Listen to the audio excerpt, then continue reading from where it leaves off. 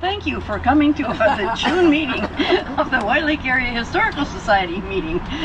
It's wonderful to see all of you here, and if you have not yet made acquaintance with some of the people around you, please welcome them and say, hello, I'm glad to see you here. And I hope you've all taken the opportunity to take part in some of the wonderful food that goes back a lot of years. This is one of the establishments in West Michigan that is known for its very thin crust, and we love the thin crust pizzas. So if you still have not had a chance to eat their pizza, I ask you to do that before they close at the end of August, which is very sad, but things could change. And at this time we're just waiting for Neil and Amy Martell, or one of the two, to come and share a little bit of the history of this space. At the end of our meeting, I know that they will take questions from you. If you have any questions that you want to answer, they will not share the recipes. Right.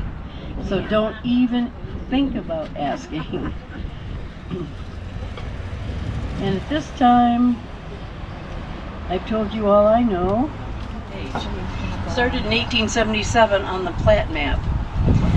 And when Whitehall was destroyed by fire, a livery stable and the 8 Hoods buildings burned. But after that, the railroad company wanted to abandon the old tunnel and go around the store. And at that time, Thompson Street, which is here, was called Bridge Street and US 31. The land where Big John's Pizza was also referred to as Tunnel Hill, if that triggers a memory in your mind, which it shouldn't, because you'd be way past living then. Blacksmith shop, then it was part of a real estate sale, and it went to John Bell and his wife, to Bert Yeager. There was a blacksmith shop for quite a few years, after which time it went to the 66 gasoline station, Phillips. I think that's an interesting transition, because during that time we were transitioning from horse carriages to horseless carriages. Very true. Yes, that's a good point. Yeah. Very true. And then it ended up in 1965 as Teresa's Pizza. And I remember Teresa's Pizza. We used to hang out there after football games. They had really good pizza then, but I like the thin crust that we have today. Well, that was her recipe. That was This Teresa's? crust was her Really? recipe. I yes. didn't realize that. Yes, So we owe her a big we thank certainly you. do. We do. It's a top secret too. Nobody will ever No. get it again whenever No. they leave. And then after that, Tony Caputo resigned to spend time at his Whitehall restaurant, and he and his wife then operated Teresa's Pizza. The first ad for Big John's, formerly Teresa's Pizza, was taken in 1970, and I think that might be part of on the brochure, either on the back or in the middle. Anyway, Gloria Miller, Jack's wife, Gloria, operated this for a number of years. And I know that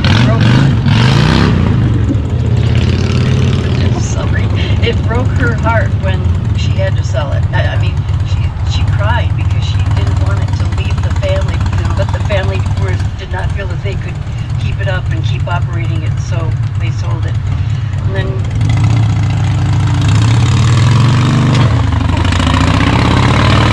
It's like a TV commercial. it's not quite as bad as Bike Show in Muskegon in another month. Yeah. So then they had their 20th anniversary, 30th anniversary, and Jack's wife sold it to her son Jack in 2002, but he is the one who said, I can't do it. The city of Whitehall decided to sell a slice of authority-owned land to Big John's for business expansion, and it was going to be sold for $1. Jack Miller, owner of Big John's Pizza, requested the land so he could add a 20 by 32 foot deck, and that's what we are sitting on this evening, and complete a facelift to the rear of the building. If you have not been inside There are wonderful pictures on the wall. I would encourage you all to check it out because there are some things that we have been looking at, the big thick book that they have kept on their counter, but you really need to see the beautiful pictures on their walls. Jack sold the restaurant in 2008 to Shannon and Shauna Wierzewski, and Neil and Amy Martell bought it right in 2016, and they own it to this date. So as soon as he comes, please help me welcome him. I am a lifelong summer resident of the area and have a love for the Lake Michigan and the shoreline. And I have recently completed a historical novel based on West Michigan in the 1870s, 1871 specifically. And I'm just here tonight because I'm interested in any feedback about the story or the characters or the writing, but specifically I thought this group might be able to give me a little fact-checking on the historical accuracy of it. I did a lot of research while I was writing it, trying to get everything accurate. I don't want any anachronisms in there. And I just thought if there was anybody who liked to read and might want to take a look at this and give me any feedback they felt like giving, that would be great. So that's all I really wanted to say for now, and I'll stick around until after the meeting if anybody wants to talk further. I have a little sheet. If you want to give me your name and email, I can shoot you an email and we can discuss it further. Yes, ma'am. Lifelong resident means that you were here like when Montague and Whitehall didn't talk to each other, right? Well, I'm a lifelong summer resident, so out in the Sylvan Beach area on Murray Road. So I didn't get real involved in the politics at this end of the lake. That's why politics in Sylvan Beach. Well, I'm not even in Sylvan Beach. My second cousins, the Bennetts, are they're the very southmost cottage on the Michigan side. We're a couple doors south of that. Our grandmothers got those places. My grandmother built ours in 42. It had to be moved back 100 feet in 52. We almost went in the drink again in 87 or so. And then same again recently, and now we're about to get swallowed up by a dune again. It's a cycle that we deal with out there. So the name of my book is The Dune Country. And I was inspired by another book with the same name by a guy who was an etcher and a artist, a sketcher, who was in Chicago in the early part of the 20th century, like the 1911-12 era, I think. And he used to take the train out to the Indiana dunes and wander around exploring and sketching and etching everything he saw, and he even eventually was writing little essays about them, funny little stories about, including the people he met, living in driftwood huts and stuff. So I had found this book about 20 years ago at the White Lake Community Public Library, and was very entranced by it, and that was my sort of my inspiration. Yes. Well, that's an interesting question. There is a very specific reason, but you have to read the book to find out that. It's 1871, actually, the summer of 1871 is when it takes place, and then there's something that happens in October of that month. The fire? Yes, indeed. Several fires. Several fires, yes. Several fires. Well, now you don't have to. Now you might as well skip the whole thing. Forget it. All right, I have said all I have, and here's Cheryl again. The good news is they are doing a landslide business this evening. The bad news is they are doing a landslide business this evening. And Neil is right now up to his elbows at the counter. And Amy, his wife, is the only person putting the food together and pizzas. Yeah. So he said, I will just get out there as quickly as I can. So.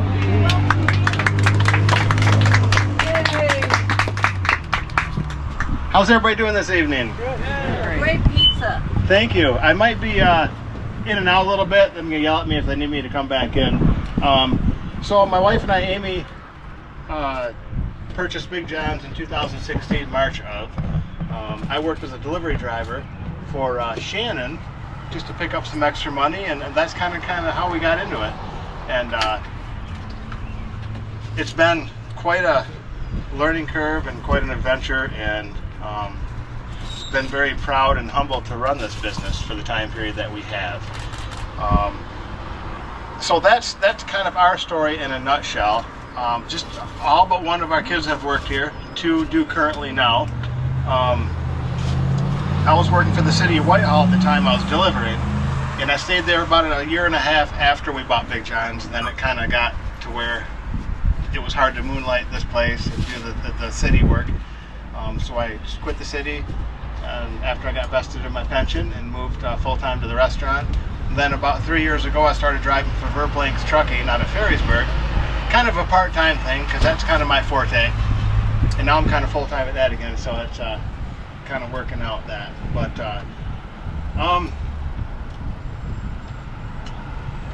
who all knows of the history as far as the Miller family goes? I don't know how familiar anybody is with their story, because their story,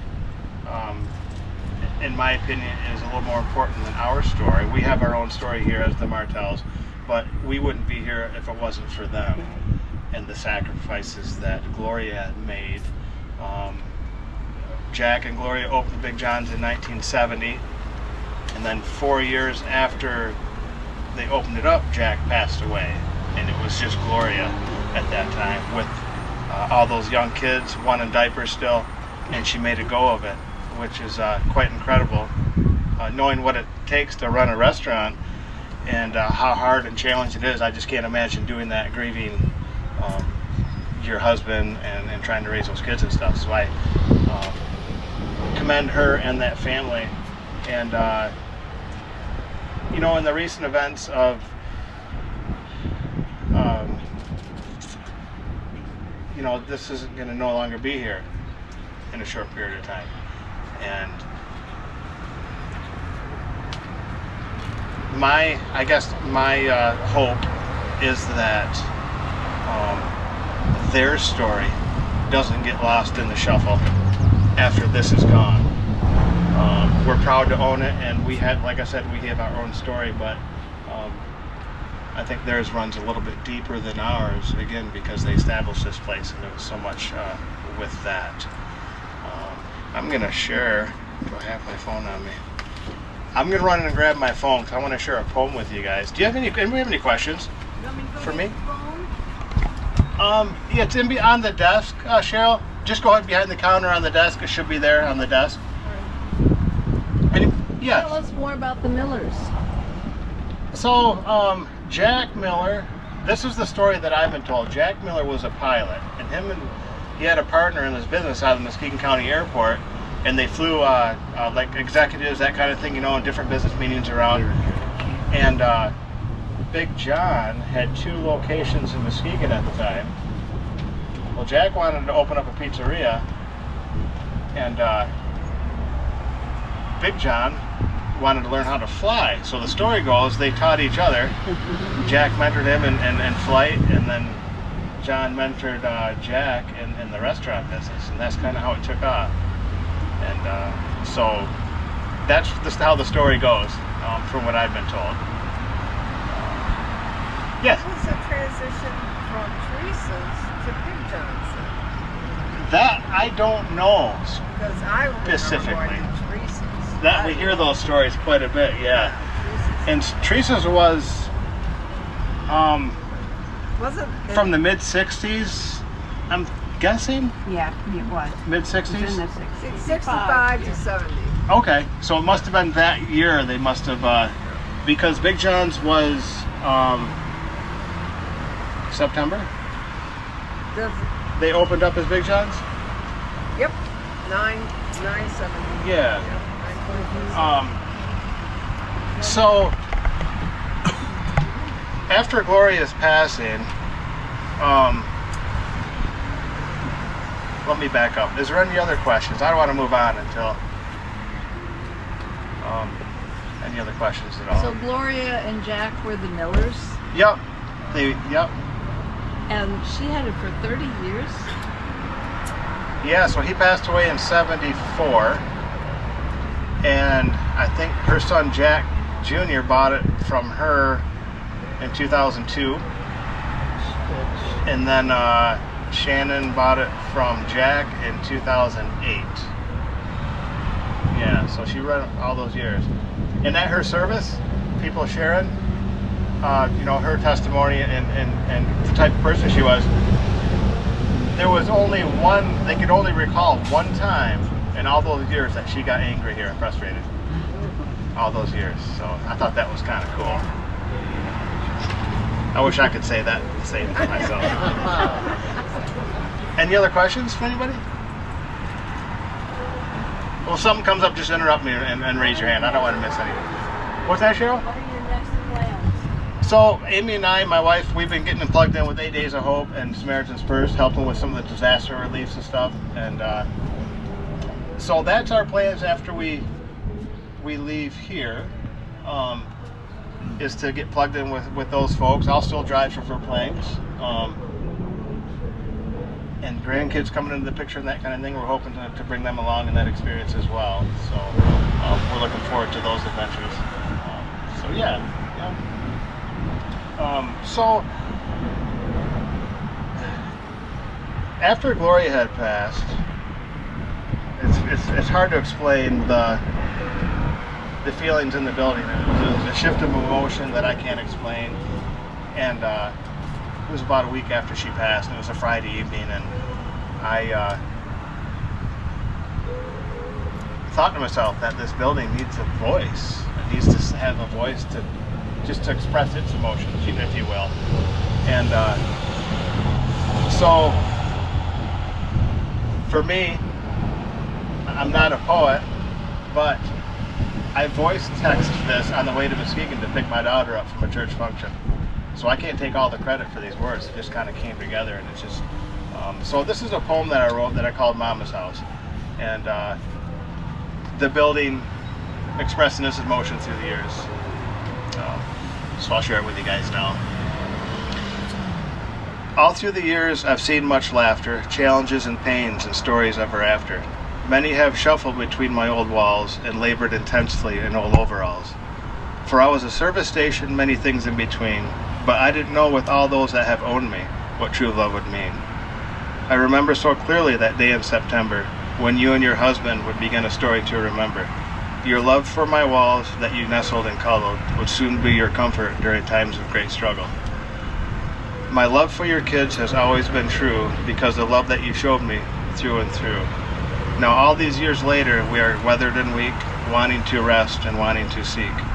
Your job is done now, you're back with your love, soaring with the angels high up above. My foundations are weak and my roof is weathered. My job too is done here, but not ever after. So thank you to all who have come to our place to visit me and my mama with their heart full of grace. Soon too, I'll be gone from this spot, my windows and my wood and my parking lot. But don't cry, mourn, wail, or weep, because deep in your heart, for me, I have chosen a new neighborhood. So thank you, sweet mama, for all that you would do for all of us that no one else could. Your smile and your laughter and your love and your grace will always be with us no matter the place. So that came to me. So I just, an expression from the building and from Gloria, because they really were a team together, her in this place. And it doesn't come easy. The decision for Amy and I, it didn't come easy to make the decisions we had to make to step away from this building and this spot. We just knew that if we stayed, it wasn't going to work out. This right here is our only parking that we own, right in front of the deck. And okay. So yeah, I gotta run back in, guys. So I'm so sorry I couldn't get out sooner and stay longer. If I can get back out before, One question. yeah. Is the company and the company name going to pop up somewhere else in Leyland? That's quite possible. Will there be a Big John somewhere else? That's what we're hoping. Yeah. So thank you guys all for coming and letting me share. Absolutely. You are welcome. You're welcome, guys. Just remember this. You may leave White Lake, but you'll always come back. Well, I'll always be here too. It's my home. Yeah. Thank you guys. Thanks, Neil. You're welcome. Thank you for taking the time. You are welcome. Thank you guys for your patience. Can we get a copy maybe of that poem? Absolutely. So you are welcome to stay and enjoy the time with each other. Have some more water, have some more pizza. If we can get a place in the building, it's packed. It truly is. It's Yeah. wonderful. It is. I love the fact that they have some. They'll go out in a flourish. They will go out in a flourish. Yep. So anyway, that's all I Okay. have I to think say. I will Again, thank go. you for coming, and please look us up in the Montague Cemetery on July 18, Thursday. I said anyway about the history cruise, the last Sunday in July. Sign up down here to go on the boat, and you come back. Dan Yates, I think, is going to be selling some of his books, and we have copies of The Fair Wind that is geared for the middle-aged readers. It's a delightful book set here in the White Lake area, but it's not called White Lake. It's got a different name, and it goes all the way down to Muskegon on the train where the young man works, and the tannery is mentioned, and it's a wonderful read. We're selling them at the Historical Society for only $5. If you have grandchildren or just like to read, I like to read kids books even, so check it out, The Fair Wind. And what? It just occurred to me, we didn't announce about the student winners. Our history team is moving on, but I don't know all of their names. The Latre family, of course, is doing their normal things. They're doing very well. I met the grandma at our April meeting, and she said, you know, I worked in the schools. My last name's Latre, and they always call me the lunch train lady. Whitehall Schools sponsors a program that's like athletics, except that it's historical research, and the students have a theme for the year, and this theme is countrywide, and they have to choose their own specific topic within that theme. And one of our students, Megan Latre, researched, do you remember the name of it, Bruce? It was mathematical configuration of something. It was really complex, and she was offered to give her presentation at the Smithsonian as one of the winners. And this was just last week. They were in Washington, D.C. area competing, and Whitehall had 4 big winners. They weren't like the top people, but one of our 8th graders took 2nd place in the whole country for the junior division, so that was pretty great. What was the name of it? I thought you did Grace Hopper. No, it wasn't. Well, it might have been Grace Hopper. I can send. I know how to be in touch with Andy. I can send him the information, but Jan has probably sent it in. I would guess their advisor. They really did well. And if any of you like to work with junior high school students who do this kind of research, they need people who are interested in history to go and hear their projects early on and give them feedback and ideas, people they might be able to interview and so on. And it's a lot of fun for us every year. We love doing this. The National History Day in Whitehall. And the amazing thing about that is the students get no credit whatsoever in their schools. It's just something they choose to do on their own, and they love doing it, and they are polished young people by the time they leave high school. And I do believe that Jan told me a year ago that this team now is almost brand new in competing. Is that right, Margot? They have a lot of... Megan is the only experience. Yeah, there's only one who's Down been to 4th previously grade. before. They're all new. And to have gotten to the point where they are, it's wonderful. So please come out in April. We always feature them in our April meeting to kick off the season. And it's delightful to watch them, listen to them, and encourage them. Some of them are not polished speakers. They just kind of stutter and they don't do real well and they get real nervous. But that's part of the growth aspect. And by the time they leave high school, they're not the same young people. So it's a good way to encourage the youth of today, and I'll encourage you to encourage them. Is there anything else that anybody else would like to add about history in our lives and our area? Going once. Going twice. Then I declare this meeting adjourned. Thank you all for coming.